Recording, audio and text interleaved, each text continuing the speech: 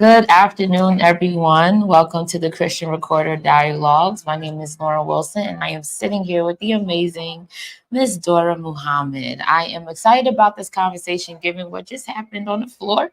So, we got a lot to get into, but I want to give you a little info about her that will help us with the conversation. So, Miss Muhammad is the Senior Director of Coalition and Campaigns at Faith in Public Life, along with an ambassador to women for the Institute of Caribbean Studies. She's also an entrepreneur. She's an author. She's all great things, and I'm ready to have this very intense conversation. Yes. And we'll get into what just happened on the floor, and if you will be able to explain to us, Yes. because I think a lot of people don't understand what just happened. There was a Yes. lot of confusion. It was. So I think maybe we should start with that before Let's the talk about that, question. 'cause, yes, Let's it needs to start be a with what catharsis. happened. How did we get here to having this conversation? What just happened, and what does it mean moving forward?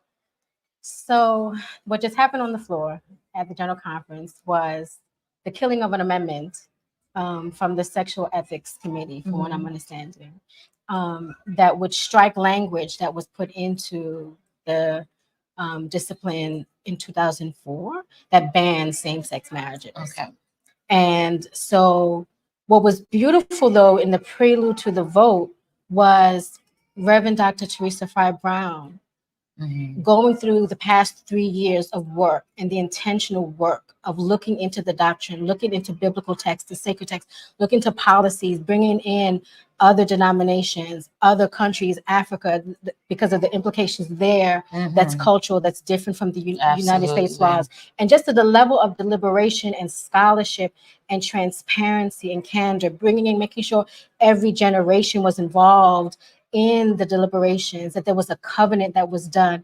It was approached with very intentional sanctity of the process, which we have not seen in other years. And that's disappointing, because I just felt like all of that was just dismissed and set aside without any discussion, without the honor and the appreciation that it deserved, for there to even be debate on the floor about the work and diving into the work. I left out, I'm not sure if they passed, there was a resolution immediately read from the Revisions Committee to keep the Sexual Ethics Committee alive, to continue to do this work, which again is the spirit of liberation that we embody in AME. And so I'm prayerful that I walked out because it was very emotional. It's heavy. In the work that I do dealing with human rights, the resolution really just embodied all of that. And it spoke to the level of the fact that the work that the Sexual Ethics Committee did grounded the integrity of the AME Church to be in spaces to advocate and fight for human rights, to fight for civil rights. And by them dashing the resolution to strike that language out of the discipline, it erases our integrity to do that. Why do words matter? Oh goodness, because their power. It's power. And I ask that only because, and I ask that only because it just feels like, even with, it just seems like they're just doing whatever they want to do at the end of the day. It feels very strategic. It feels like we're going to acknowledge this because we know we need to acknowledge it, but we're also going to keep going because we got other stuff to do. But this is one of the most anticipated topics here. I'm telling you, everybody I've spoken to is like, I can't wait to hear what they have to say about this. It is, absolutely. And you felt it. It was very palpable in the room. Again, because of the work that led up to us getting to even having this, what we're seeing right now is a reckoning of humanity in all of the faith communities. And so even when Dr.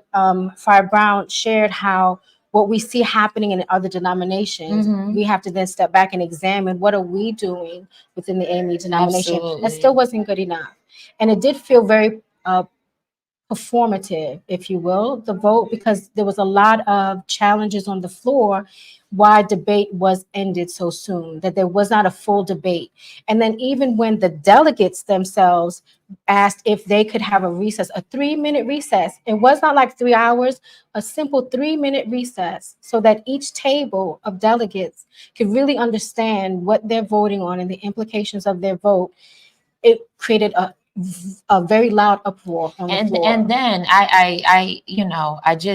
this is just so unfortunate. It is. It's heartbreaking. He asked for 3 minutes. Yes. And then he was very calm. Yes. And then he was cut off. Yes. And then he was checked about his attitude or him now getting, but it's like, Do you understand how what you just did, heightened the hurt? this? Right. And to go back to your question about words, why do words matter? That's when you interrupt people or cut people off, yes, you know you are disenfranchising their voice. you're dismissing. And so it's that power. So we cannot talk about we are a church, a denomination of people wanting liberation, wanting freedom, but you cut off my voice.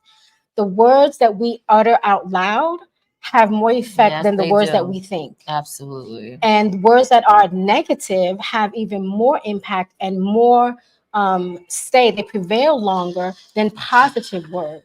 That's why to be intentional about being positive, being affirmative, and the whole preface of that language that they were sought to strike out was that it was punitive, that it was framed from white supremacist, colonialist, imperialistic colonization context of faith, that again, which is what has drawn me to the AME denomination, is that we stretch back beyond completely white Christian supremacy in this country. Absolutely. And you have African countries that have adopted that same punitive language in policies. I call it violence. It is violence codified in policy. And I think that for any, I know we're going to get into questions about public policy, but my main thing is that as a faith community, institutional faiths, denominations, you have to ground what you're trying to achieve out in the world first internally within your denomination. And what happened today was a shame and a disgrace. And it was heartbreaking. I was fighting back tears, and I'm not.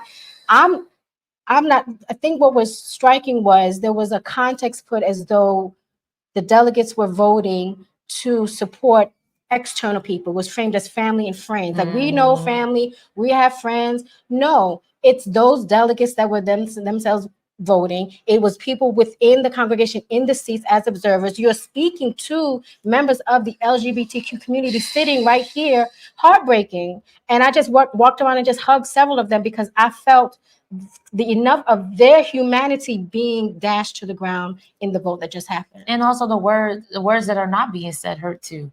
Yes. You know, sometimes silence is also the problem, right? So I'm hurting. I think we're all hurting. Yes. Allies are hurting. Those directly affected are hurting. And I actually do believe that some on the stage, some bishops and everything are hurting as well. This is just really, really, really unfortunate. And I'm hoping for good, because my next question to you is, then we can get into the prayer points. Or if we get there. My next question to you is, what does this mean now? Like, this happened. Do we have to wait another 4 years? What to talk about this again? What's going to happen now, or what do you think or see will happen? So what I saw, especially because of the immediate bringing to the floor the resolution by the revisions committee, showed that they were prepared for this vote. Okay. And it speaks to the perseverance that freedom fighters have had to fight generationally. And so I think we have to brace ourselves and gird ourselves very similarly with that same preparing for the future, preparing for the long term, because although this was a moment that could have been transformative for the AME denomination, it was not. But the promise of the transformative nature of a vote of liberation from language that codifies and dehumanizes and marginalizes a whole sector of our denomination, of humanity, of our community. That does not die at all. And so the precedent of I think I don't know who, a pastor, I believe, on the floor had shared this, how we've come to these historic moments in the past dealing with women preaching in the church, dealing with even ourselves and our own humanity in terms of slavery and enslavement in this country. And so the moment has passed in terms of the physical vote. The consciousness for the liberation remains. And so the fight continues. I saw levels of disappointment as I saw members who had been on part of the sexual ethics committee walk out. There was a guy walking around waving LGBTQI flag, which is so powerful. From DC, I know especially him. As a Black man. Absolutely. To do that is absolutely that touched me. And so his defiance of the vote, he didn't just walk around, and then he walked up front with it, right? And so that speaks to the what's next. this does not kill the spirit of those of us who know the justice that would have been involved in passing that amendment. And we continue to move and press forward. So how can we're going to do some questions out of order. Sure. It's a conversation. Yes. I know this is affecting anyone who is an ally or is directly affected to it, but this is really has taken a toll on young people. Yes. In particular, you know, and that young adult got up there and spoke so eloquently about even when they were trying to cut him off. I have to mention that because that's important to say. And he just he spoke up for the young adults having a voice. Yes. So given now what just happened, what do you think is the best way to engage young people? So that was part of the moments. One of the moments that brought me to tears inside there was hearing that young brother speak, because again, I think we do a lot of surface integration of young adults.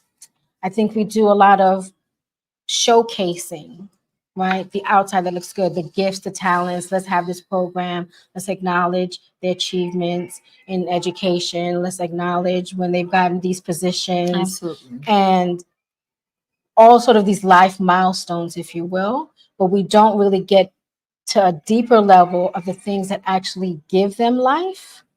And I think so a personal reflection. I was invited to share poetry at an upcoming event that the young adult ministry is doing in my church. And so I said I would love to, but I'm on the outer edge of the young adulthood, right? You're still with us. So right. But there was a respect there. Yes. What I was intimating to the head of the ministry was there's a respect that we have to give to young adults that they fully embody. They're not the future. The future is present with them now. And so I think hearing the brother on the floor, it spoke to, and the actual cutting him off actually spoke to the deficiency that exists now with engaging young people, where it cannot be in the pleasant places. It can't be in the pretty pageantry places. It has to also be full engagement in the uncomfortable decisions for the future of our lives and our faith and our denomination. Like, if you have not integrated or fully threaded young adults into decision making, into the actual thread of wisdom, it is not that we're dismissing the wisdom that our elders have, but we must fully embrace and amplify the wisdom that our young adults have as well. Our young adults dream of and envision the world. This is the world that they will lead and inhabit now. And so they have to be threaded into those processes very authentically.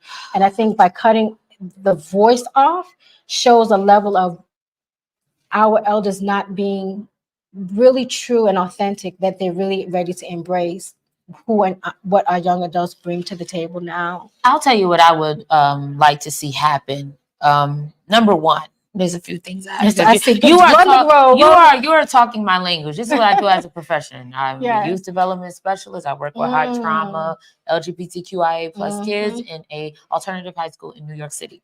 All 5 boroughs. So you're talking my language. But I think that one of the things that hurt, there's a lot of hurt that's happening. Yes. But the thing that's hurting me the most are these young people where trauma and hurt is being created right here. Inside. That's right. That is so daunting for me, because it's just like, this is the place where we're supposed to be healed, where we're supposed to feel accepted. Yes. And I feel like people are coming in here with anxiety.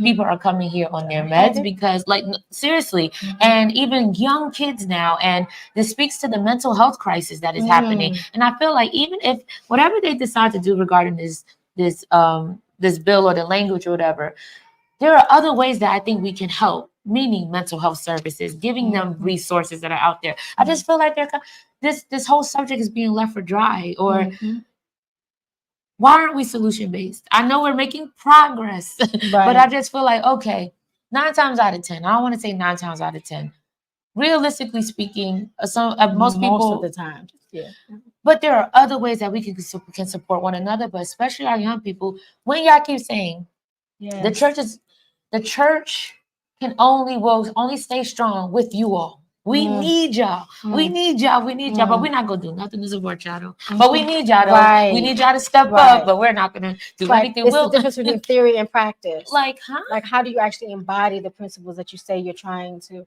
And again, I think speaking to the trauma. Yeah. I think that those who have lived the trauma that God is creating, those are the spaces where God fosters where the healing comes from. And so again, dismissing that generation, right, of that hurt that's now compounded because this amendment in the bill sought to address the trauma of when it was implemented, and understanding again the cultural differences between the continents, but so there was an acknowledgement that certain people are voting because of the policies that their governments have enacted. But here in the U.S., we don't have that. Right. So we can be a model here in the U.S. for what we're talking about, to really bring forth that healing and be very practical about it. And again, I think there was a social media post that I saw on Saturday night that showed pictures from Rayak's ball. Yes, we were in attendance. With the retirement celebration. Yeah. In one post, it had pictures of both. And I thought how much that speaks to the continuum of life that we need to actually be supporting at every stage. And it doesn't. I think that there is only a sense of celebrating and supporting in all of the dimensions our elders and seeing them transition off, and not the same level of detail and support that is espoused for young adults to truly transition into adulthood. I love your positive outlook, or just seeing it from a different lens, because I think a lot of what's happening too is everyone's interpreting things differently. We're all seeing things in our own way. Now, there's beauty in it, but it can also be very daunting. My last question, because I could talk to you all day, me too. And now that I have your number, I'm going to ask you. How do I word this? Public policy. Okay. That's your thing. It is. How do you feel? Do you feel like the AME Church is doing enough in public policy? If not, what can we be doing more of? Any suggestions? Like what are we doing here? What are we doing here? Again, trying to separate myself from what just happened, right? Because that's indicative. And that's important to say too, because I think it is. It's all becoming one. It really is for everyone. It is, because the policies out there, how can we influence and affect society around us if we haven't really created that within ourselves as a community? So in terms of policy, like there's practical and there's spiritual. So I'll speak from the spiritual first. Okay. Because I think more than any denomination, I do a lot of interfaith work, more than any denomination that I've worked with within the Christian faith. It is the AME Church that speaks boldly and most consistently and with the most integrity for liberation. Wow. For freedom. And I think it is because, again, we stand on the foundation of our ancestors. Yeah. We reach back beyond the constructs that this country has given us. And so globally, there's a presence of AME. My family in the Caribbean, I grew up, with that staunch AME elders around me, right? And it's something that grounds how you look, how society should be. Absolutely. And what's our role in it. And I think more than any other time in history, the AME voice is the most prophetic in cautioning government externally. And honestly, even the agitation of the unsettling that happened today with the vote, that is what the AME is known for, right? And so it makes sense that it happens internally, but externally, that's why we've been successful in the external, because it is sort of the historic roots of the AME denomination in and of itself, more than any other denomination. So there's a prophetic calling now to do more, to be more consistent in terms of public policy, to eradicate the violence that is codified in policy. And so that's the spiritual context spiritual of it, right? And then, of course, we're in election season. So, like, there has been, many AMEs who involved in all levels of government, right? So I think we get that, right? We get how we need to run and be a part of the political process. being in the world but not of it, right? Laying forth the framework for our values to shape policy, I think is more important than elevating specific policies. I think that values is what's missing. There's a darkness of humanity that has struck policymaking that sort of makes it easy to strip humans of their dignity, to strip humans of their respect. And I think faith institutions in general, but specifically the AME faith voice, is the most prolific in this space of really striking at needing to preserve and elevate and protect human dignity in everything that we're doing. So vote yes, because you can have good policies if you don't have policymakers in office that align with your values. But also, I think there's a hidden level of power that people, it's obscured for a reason. And that's why we haven't really gained spaces. There's a whole slate of boards, commissions, working groups that where policy is formed before it reaches legislations and elected officials. Absolutely. These are the boards and commissions that elected officials use to shape and guide their legislative decisions. And I think we need to be intentional about being in those spaces, joining those spaces, whether it's by appointment or election, and also giving testimony. Again, the prophetic voice that needs to be there to call forth the moral imperatives behind policy. I think it's more important than specific policy making is creating the framework for just and equitable policy. I'm glad you mentioned that. So we are in voting election season. It is crucial. And this is the big one, but local elections are honestly, I don't want to say more important, but just as important. It starts locally and works your way up. So I need you all to understand that it's all local, and then you work your way up. And then also, shout out to Higher Heights. I have to give a shameless plug because Higher Heights is a nonprofit organization that mobilizes and elects Black women in office, helps them become in the office, and they endorse them, and they are endorsing our vice president right now. So this is great work. So this was all heavy. We're going to close on a lighter note. How do you speak to yourself? Speak kindness to yourself. What is your self-care while the world is worlding? What is your the world is what life is lifing. What is your self-care, your soul care? So I'll give the plug because you didn't give. So she's saying speak kindness because I'm getting there. Okay, you are okay. So but you don't hype yourself up. Okay, so I am a creative. So more than anything, when I was a child, I was told that I learned to write before I spoke or walked or crawled. I was sitting in my grandmother's lap and I picked up a pen and started writing the letters of the alphabet. So writing has been not only just a gift from God that I recognize, it has been how I envision the world, how I deal with the world. I'll tell people before I speak to you, I probably write 10 poems, and I can really cope and capture what I'm feeling, what I'm thinking. This is how I ideate in the world, is through writing. But I'm also a photographer as well. So all of the arts growing up then has this extended sort of how I deal. And I believe, again, it's creativity. So it is divine. It is all sacred for me. It is from the creator. And so it is how I see, right? How I see the divine moving, how I see the sacred speaking.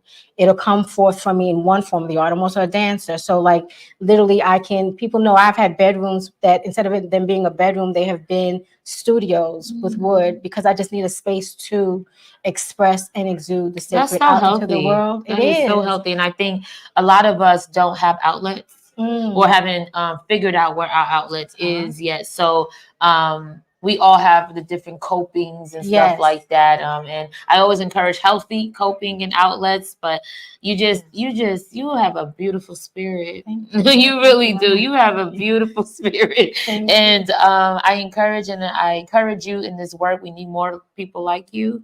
We need to be having these conversations more openly. And thank you for doing the work. You can plug whatever you want to plug in. Well, because to that extent, even though I'm very public, I am very shy, and people don't really expect that. But it's usually the shy ones who are creative and that makes sense. Yeah. So I have a new outlet that I'm proud to share from the Christian Recorder. Starting actually with the printed Christian Recorder that was published for the General Conference. You will see on the next to last page a column, my first column called Rites and Rituals, that would be appearing monthly now for about a year. And I'm excited because I do know that my words inspire. Right. I believe that is why God gave me the gift of writing Words to inspire. matter. So I look forward to you all engaging in my monthly column I'm and reading excited it. about that. Thank you. I apologize for not mentioning that. It's okay. I'm excited for all the work that you're doing, and thank you for advocating for us. I know we didn't even get into the women movement, the feminist That'll be movement. part two. I'll We be could do back. a I'm not part going two anywhere. I'm because not going anywhere. I'm a third wave feminist. I So love it. I'm a Okay. hip hop fem. That's the hip hop era. I However, love there's it. a lot to be spoken for that as well. There But is. There is. that's heavy, you know. Yes. And even still, like how the role that women play in the church Absolutely. is a whole different conversation that I Absolutely. think is I'm ready for necessary to it. have. Thank you We so will have it. much. Thank you. And I'm hoping for a better half a day. Yes. Yes. And we this is the I'm gonna leave with this. I know a lot of people are very discouraged with what's going on. But this is business. The business has to happen, you know. So I know it's hard. It's hard to sit through, but be encouraged and stay there. And it's important for you to be in the room and to listen to what's Yes. happening. You know, listen. You may not understand it, and that is why we have these outlets. That is why we have Miss Muhammad here to break it down for you because it is a lot to take in. But we are all in this together. We are going to see it through and all will be well. So I thank you for joining us. We will have some more interviews coming up before the election today because this is a heavy day. This is going to be very hectic. But thank you so much, and we will see you soon.